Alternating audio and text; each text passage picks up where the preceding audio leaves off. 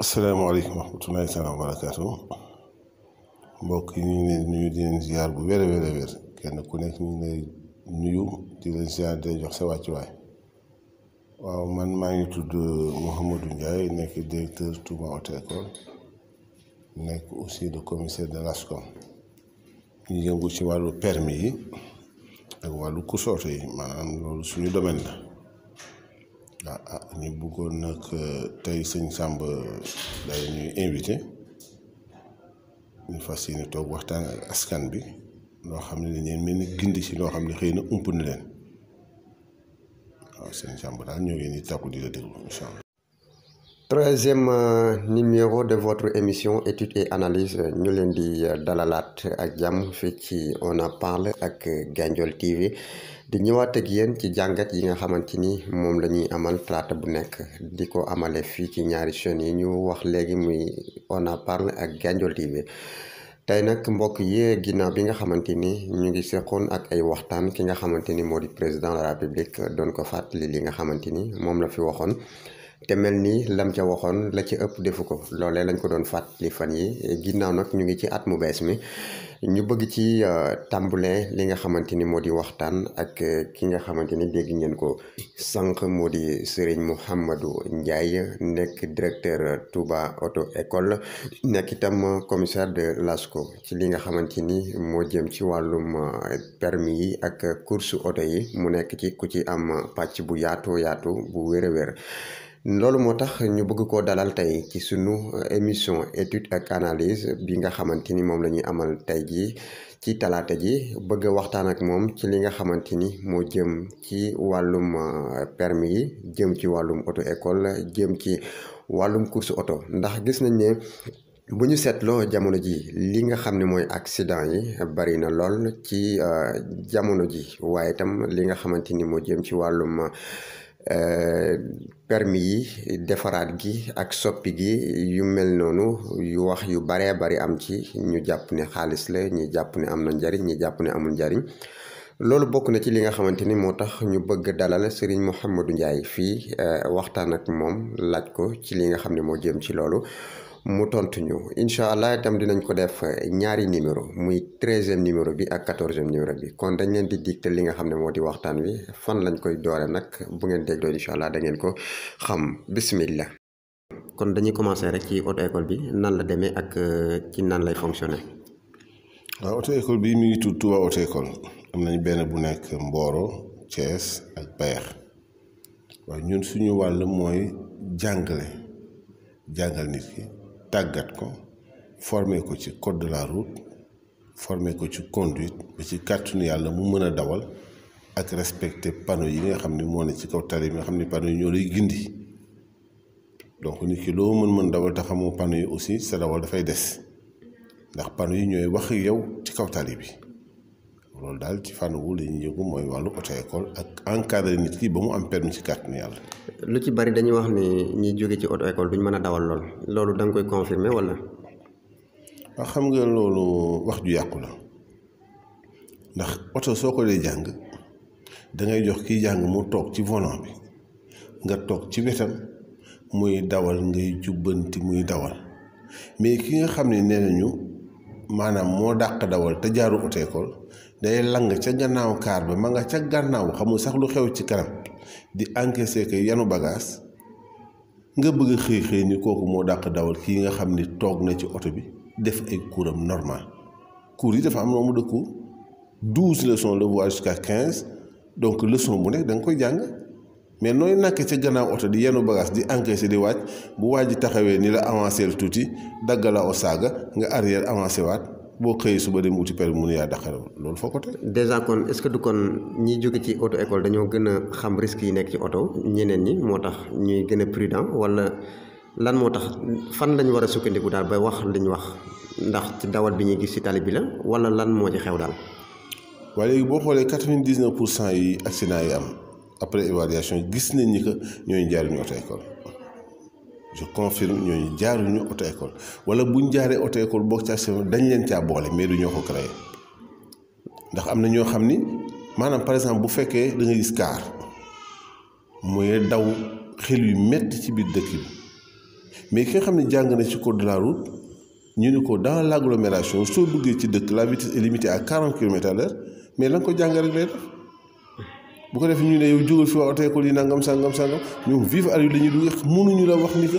ville bu nekk lii la fa code de la route autorisé te table yaa ngi ñu samp mais loo jàngul noo koy xamee dañoo xamante dëgg rek table yaa ngi nii taxaw ubbi nañ ne kaamil alxuraan bi mosoo jàng alxuraan xamoo dara loo ci mën a lire dara donc noonu la table yi mel doo ko sax gis faf kon ci tënk daal ñi nga xam dañoo jaar auto école dañoo gën a xam oto gën koo maîtriser xaj na moo tax fañ war a daw la ñuy daw fañ warta daw duñ fa daw mën naa am loolu moo tax kon ñu naan mënuñoo dawal kon dañuy jàll ci deuxième question bi muy la jëm ci wàllum permis permis ci Sénégal tey boo doon résumer permis ci Sénégal niñ ko fiy passé ak niñ ko fiy jote nan nga koy résumer. waaw permis moom àla kulli il faut mu jafe parce que bu ñu fàttali ni examen la xale yi bu ñu jàngee ba école tëj dañuy defi bac par exemple wala ñu war a def bac ñu war a def brevet seete ko noonu ndax ñëppay am mais ñëpp mënuñu am donc examen noonu la da ngay def ñu dina dàq nga defaat beneen yoon ñi dàq la ba keroog ngay mën a am te fañ la ñu lay évaluer dañ ko teg ci ay chartes yu leer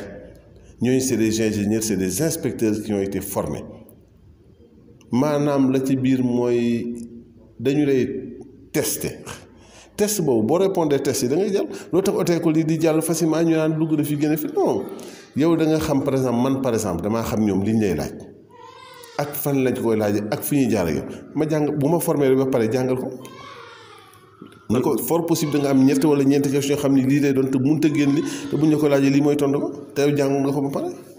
kon daal ci bu dee ci auto école formation bi moo ci nekk rek waaye nekkul loo xam ne lu muy jëflanteeg ingénieur bi la wala nangam ak nangam. comme léeg-léeg da ngay gis koo xam ne naan permis dañ koy jënd est-ce que loolu mënees na ko confirmer wala. waaw mais xam nga permis bu ñu ko doon jënd moom comme boutique boo dem fekk ko permis du marchandise bu ñuy jënd ñun fi mu nekk nii dañuy jàppanteeg ingénieurs yi chaque fois fi mu nekk dafa mel na ay xaj ak muus lu indi loolu c'est des collaborateurs da ngay former sa élève indi ko ñu dàq ko par malchance wala nga xam ne dàq nañ ko par d'inattention wala ñu dàq ko parce que dañ ko bëgg a dàq moo tax ñuy xuloo ñoom saa su ne waxtu ndax mënoo laaj élève bi question ñeenti question ba juróom mu tontu la ko teg ko ci kaw yoon mu ñëw gis nga dossier ba nga def ci maal ñun loolu daf ñuy metti dañuy jàppante ñu kon ñun gis ñu ko jaay permis boo bëggee ñoom ki lay wax ni lay jaay permis kay moom na la ko te buñ ko doon jaay xanaa ki jàngul code lañ koy jaay wala ki jàngul conduite mais ki jàng sa code jàng sa conduite ba pare noo koy jaayee permis waaw kon bu tee da nga koy jaay ko kon ki jàngul ko nu ngi koy def. kon ginnaaw passé beeg yëpp dañ daan am benn permis boo xamante ne moom moo fi nekkoon comme ni ko carte d'identité yi amee woon ñu dem ba jëmmi jamono ñu ne permis boobu fi nekkoon muy këyit boobu dañ koy changer léegi numériser ko ba pare changement bi mel na ni leerul ci boppi nit ñi tey boo ñu doon leeral changement boobu ci permis yi lan moo ko waral andi ci askan wi. waaw xam nga sëñ Samba àdduna dafay dox. adduna dafay dox te dañu bëgg a bokk ci ñi nga xam ni dañuy dox jëm kanam adduna moom ñaara ci am da ngay dox ànd ak moom wala nga taxaw mu dem bala fi permis numérique bi ñu ko attaqué déjà on a vu qu'il y avait 2,5 millions permis yu circulé ci Sénégal te 1,5 million ba moo baax donc il y a 1 million de faux permis li ma lay wax je suis sûr que gis naa ñoo xam ni ñëw nañ sama auto école inscrit te amoon nañ permis bi ñuy dawal. mais bañ yëgee ni boo ñëwee di changer sa permis gendarmerie ngi taxaw buñ la nee tepp ci ordinateur bi xool sa tur nekku ci sa date de naissance sa dara ne ci ñu ne foo jëlee permis gendarmerie bi jël dugal ci biir boo ko nit ñi xamee dañ daal di balool ñoo xam ne fu ñu jëlee seen permis parce que boo jaaroon auto école loolu du la ci fekk parce que dañ lay encadré couré ba nga yor sa permis kon kay c'est pas un faux permis léegi nag ki nga xam ni moom amoon na permis te moo xam fu mu ko jëlee te permis ba baaxul mais day obligé ñëw jàngaat loolu moo di problème bi. léegi changement bi ñu ci bari dañoo wax ne wàllum xaalis dañoo bëgg xaalis moo tax ñu koy changer est-ce que loolu am na ci walla amu ci. waaw xam nga bëgg xaalis mën naa wax ni mi ngi ci mën naa wax nekku ci parce que boo amee carte d'identité boo koy déposé mais bu dee da ngay fay 10 000 francs passeport 25 000 ngay fay te 1 an lay am daal di jeex mais carte d'identité boo am bu jeexee da ngay fay 10 000 francs extrait boo ko bëggee am da ngay fay 300 francs waaw léegi matière bi nga xam ne moom la ñu defaree permis mu mel na carte d'identité matière bu dañ koy jënd donc boo buggee changer 2,5 millions permis combien ça va coûter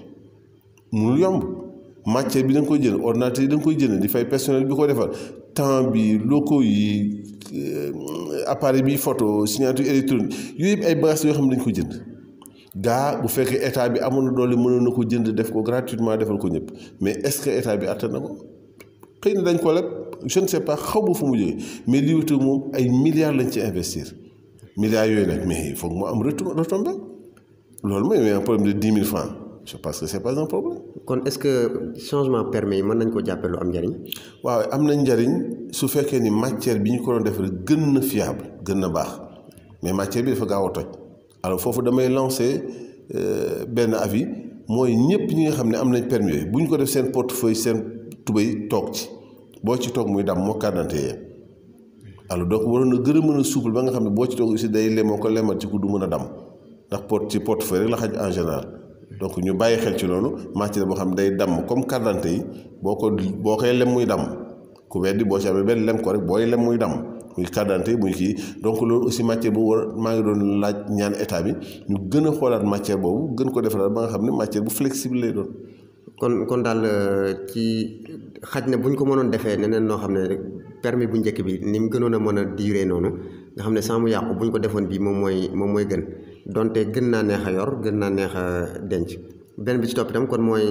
mën nañ jàpp ne am na njariñ waaye waroon nañoo mën a xoolaat daal matière bi nga xamante ni moom lañ ko defaree donc loolu. mbokk yi kon loolu moom moo nekk kon li nga xamante ne moo di sunu premier numéro ak moom muy Serigne Mouhamadou Ndiaye nekk directeur Touba auto école nekki noonu nekk commissaire de l'ASCO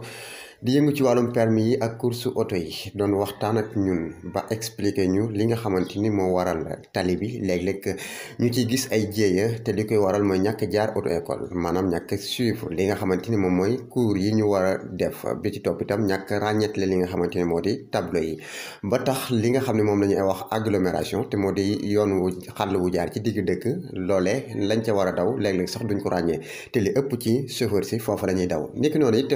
permis yi changement yi am na ci solo ndax dina tax ñu xam ñi nga xam ne ñoo yoroon permis yu baax ak ñi nga xam ne ñoo yoroon permis yu baaxul la niki noonu itam joxe na li nga xam ne moo di ay digle wala ay ñaan lu mu ñaan état bi ngir ñu mën a xoolaat matière bi nga xamante ni moom la ñuy defaree permis de conduire yi ngir mu gën a mën a yàgg ngir nit ki nga xamante ne moo koy yor te nekk chauffeur te ci toog léeg-léeg mu mën di ci toog ba noppi te du gaaw a yàqu loolee nekk loo xamante ni moom la tëjee ay kàddoom dinañu ñëwaat ak moom ci li nga xamante ni moo jëm ci wàllum course auto yi ci suñ numéro bi nga xamante ni moom la ñu dégmal balaa boobu nag ñuy fàttaliwaat li nga xamante ni moo di président de la république ne ko nag jamono ji nga xamante ni ci lañ toll amaat na ñum jaaxle ginnaaw bi nga xamante ni amoon nañ ko laataa ñuy waxtaan ak moom dinañu dooraat ay waxtaan ak moom ngir fàttali ko ne ko nag mbirum troisième mandat mbiru jom la mbiru fulla la mbiru fayda la mbiru nag li nga xamante ni moo di respecté sa kàddu la ak saw askan niki noonu itam mooy li nga xam ne wax na ko du ma wax waaw du ma wax déet te taxaw fu nekk leeral ni moom troisième mandat jërul ñu ci débattre parce que yoon leeral na ko loolee mënoon na ci jaaraat ci taxi yi ngir li mu lay mooy nee na ñi nga xamante ni ñoom lay liggéeyloo su fekkente ni wax na leen ne du posé li nga xam ne moo di candidat kenn du liggéey kon nag loolu du aw lay ñu leen di jox dig daje